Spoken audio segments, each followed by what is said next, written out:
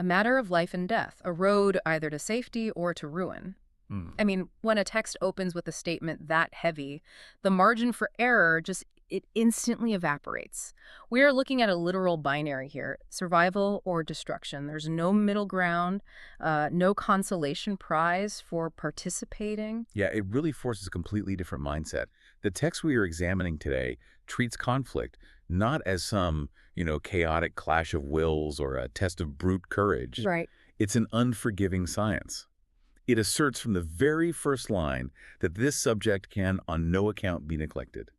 To act without exhaustive preparation is to, well, actively invite your own ruin. So for you listening, our deep dive today focuses on unpacking that specific philosophy. We're looking at the foundational mechanics of strategy as laid out in Sun Tzu's framework on warfare. Specifically the section known as laying plans. Exactly, because long before a single sword is drawn, long before troops are mobilized, there's this massive intellectual and psychological architecture being built in the background. Oh, yeah. So we are going to explore why meticulous environmental awareness, brutal comparative analysis, and deeply psychological deception are the true engines of victory. I gotta say, the structure of this ancient philosophy is startlingly modern. It really is. It demands objective, almost mathematical calculation. It essentially argues that if you rely on the physical confrontation to determine the victor. Like just two armies smashing into each other. Right, exactly.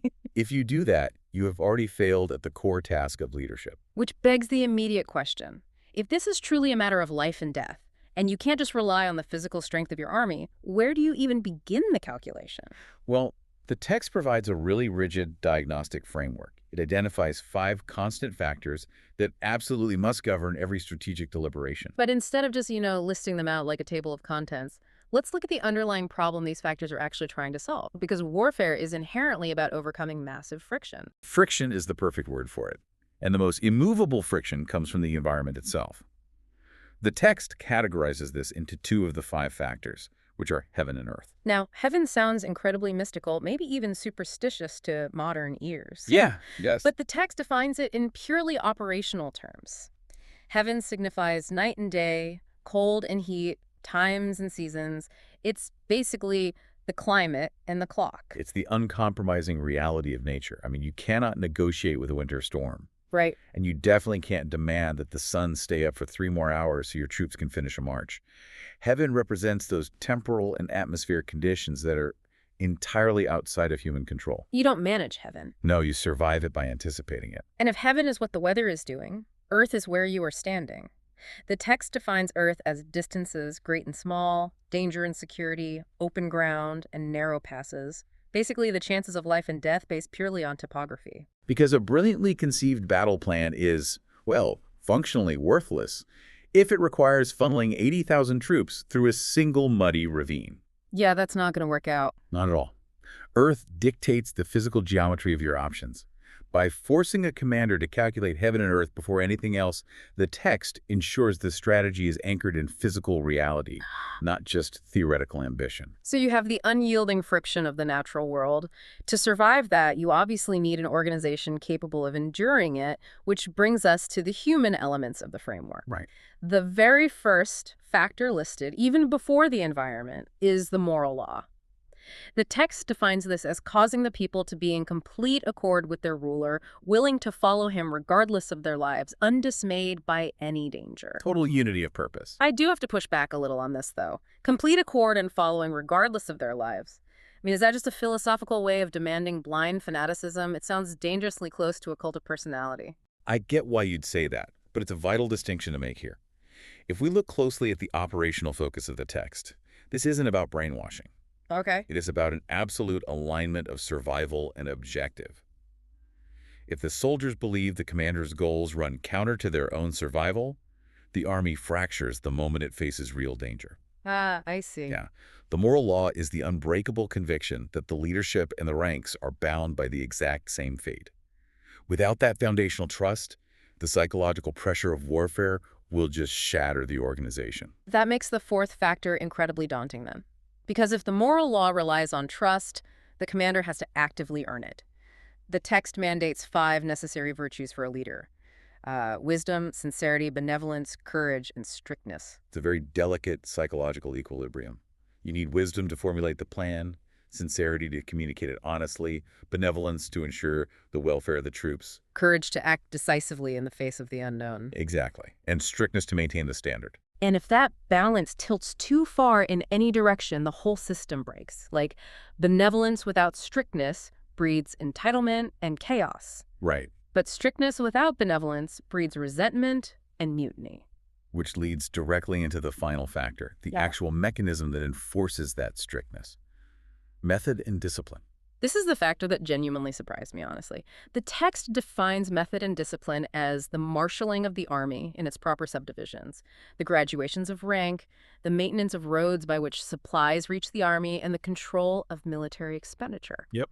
We go from these grand, sweeping concepts like moral law and heaven straight into logistics and accounting. Okay, let's unpack this.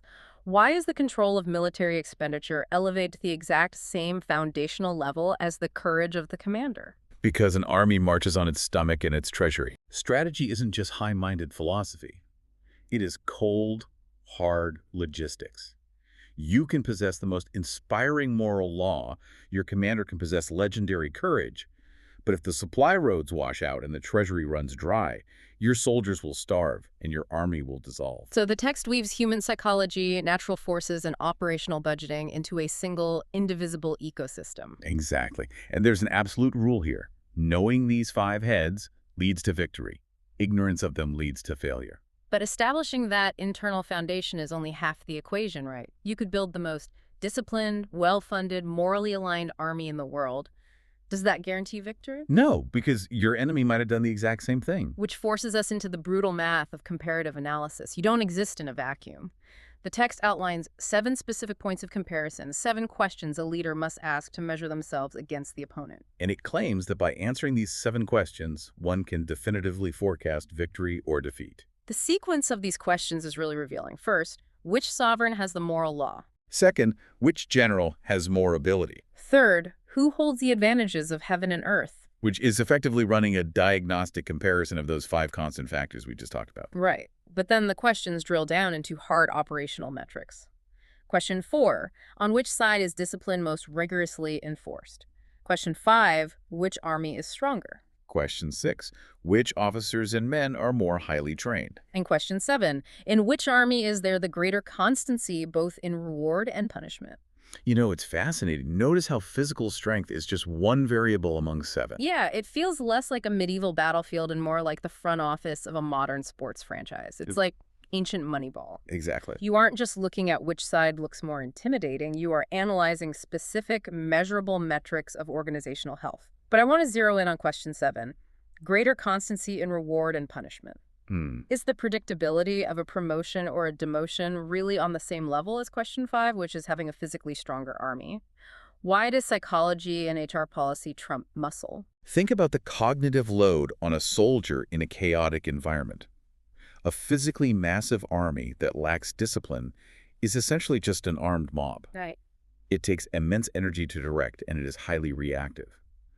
But if an army knows with absolute certainty that bravery will be rewarded and cowardice will be punished, if that system is perfectly constantly clean, it removes all second-guessing. Oh, wow. So the soldiers don't have to debate the consequences in their heads. They just execute the objective. Exactly. The predictability creates psychological safety within the ranks, which translates into operational speed.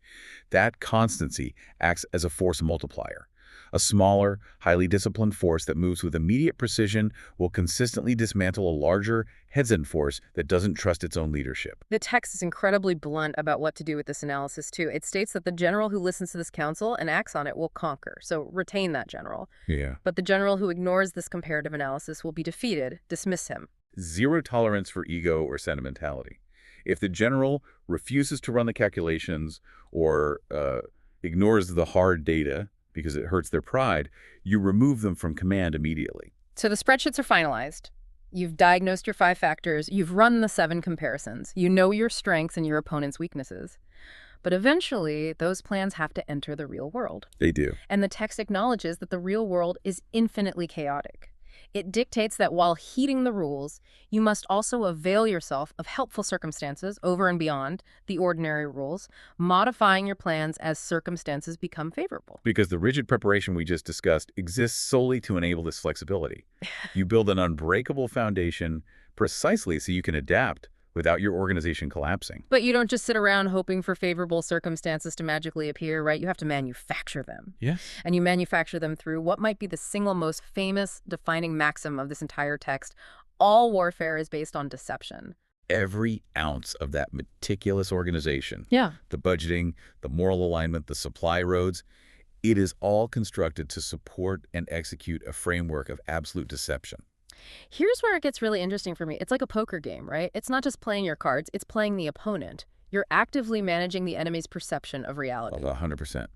The paradoxes of action the text lays out read like a masterclass in psychological manipulation. Yeah. It dictates, when able to attack, we must seem unable. When using our forces, we must seem inactive. When we are near, we must make the enemy believe we are far away. When far away, we must make him believe we are near. The objective is to induce a false reality in the mind of the opposing commander. If you control what they perceive as true, you dictate how they react. You are essentially hijacking their decision-making process. And it relies heavily on cognitive bias. Right. The text advises, pretend to be weak, that he may grow arrogant. Doesn't say pretend to be weak so he feels bad for you. It targets the commander's ego. Why does that work so consistently? Because human nature actively wants to believe the deception. Wow. Yeah, an arrogant commander desires to feel superior. When you present them with the illusion of your weakness, their own cognitive bias does half the work for you. They eagerly accept the false data because it validates their self-image. And once arrogance takes root, complacency follows. Exactly. They stop checking their supply lines. Yeah. They don't scout the terrain as rigorously. They assume the victory is already theirs. You defeat them by letting them think they've already won. The text gets even more specific, too. Weaponizing very particular personality traits. It says, if your opponent is of choleric temper, seek to irritate him. Meaning, if the general is a hothead, taunt him. You aren't attacking the opposing army in that moment. You are attacking the commander's nervous system. Oh, that's why. If you can push them into a state of emotional reactivity, their strategic intellect shuts down. Anger narrows focus and destroys patience, leading directly to catastrophic blunders. It's like psychological Aikido. You use their own momentum to break their balance. The text also targets their operational stability. It says, hold out baits to entice the enemy, feign disorder, and crush him. You actively pretend to lose control just to pull them out of a secure position. Because an opponent who believes they are capitalizing on your sudden mistakes will often abandon their own discipline to rush in for the kill. They literally break their own formation to chase an illusion. But what if the enemy is incredibly disciplined? What if they aren't falling for the bait? The text's pragmatism shines again here. If he is secure at all points, be prepared for him. If he is in superior strength, evade him. Just walk away. Rationality overriding pride. There is no glory in engaging an enemy at their maximum strength. You evade, you wait, and you apply constant friction. Which the text encourages explicitly. If he is taking his ease, give him no rest. If his forces are united, separate them. You subject them to a relentless campaign of harassment. You deny them sleep. You seed paranoia to break their alliances. By the time the actual physical confrontation occurs, the enemy is exhausted, angry, divided, and chasing shadows. You have eroded their capability to fight before the battle even commences, setting up the ultimate tactical advantage. Attack him where he is unprepared, appear where you are not expected. Yeah. But the text immediately follows this with a massive warning regarding operational security. These military devices, leading to victory, must not be divulged beforehand. Yeah. Because the entire architecture of deception shatters the moment it is exposed. If the enemy commander realizes you are merely trying to irritate them, your taunts lose all power. Right. If they know your weakness is feigned, the trap fails entirely. Absolute secrecy is the protective shell around the deception. So we have the bedrock foundation of the 5 constant factors. We have the unsentimental arithmetic of the 7 comparative questions. We have this shadowy, highly fluid realm of psychological manipulation and tailored deception.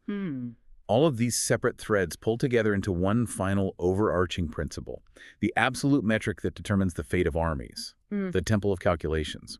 It is the ultimate synthesis of the text. The general who wins a battle makes many calculations in his temple before the battle is fought.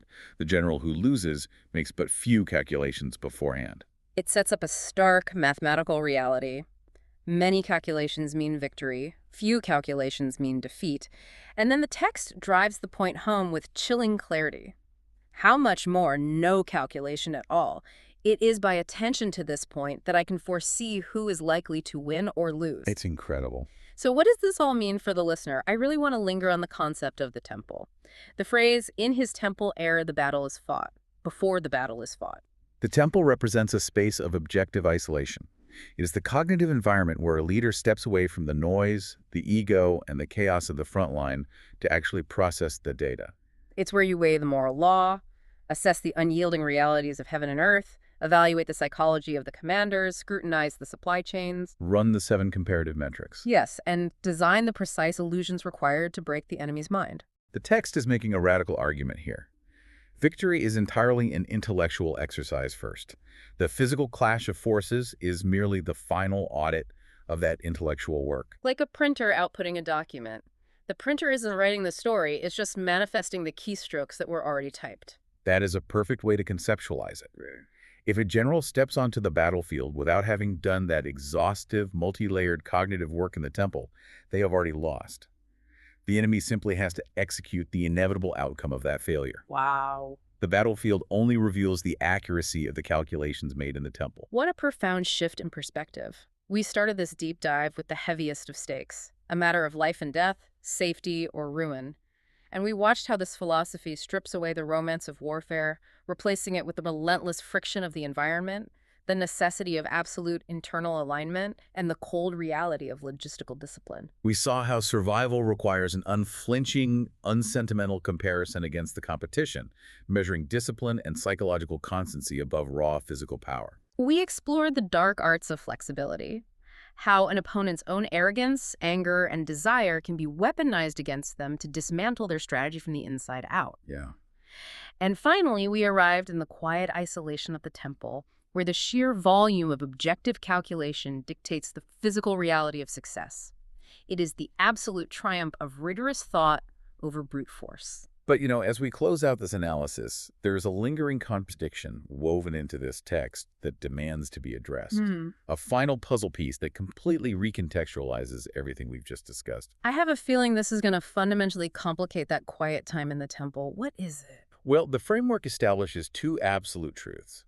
First, that your victory depends entirely on making accurate, objective calculations based on the conditions of the field. You must measure the enemy's strength, their discipline, their proximity. Right. But second, it explicitly states that all warfare is based on deception, which means your opponent is actively trying to feed you false data. Oh, I see where you're going with this. They are feigning disorder, they are pretending to be weak, they are appearing far when they are near. So the data you are pulling into the temple to run your perfect mathematical calculations is inherently corrupted. Exactly the problem.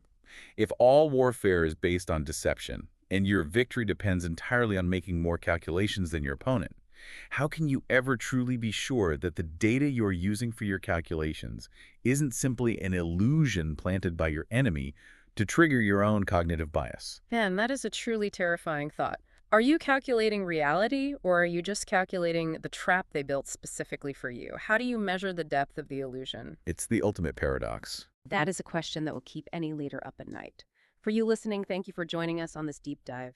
Keep questioning the information around you. Always interrogate the data you bring into your own temple of calculations. And remember, whether you are charting a path for a massive organization or navigating the friction of your own daily challenges, the road you walk is built entirely by the plans you lay. It truly is a road either to safety or to ruin. We'll catch you next time.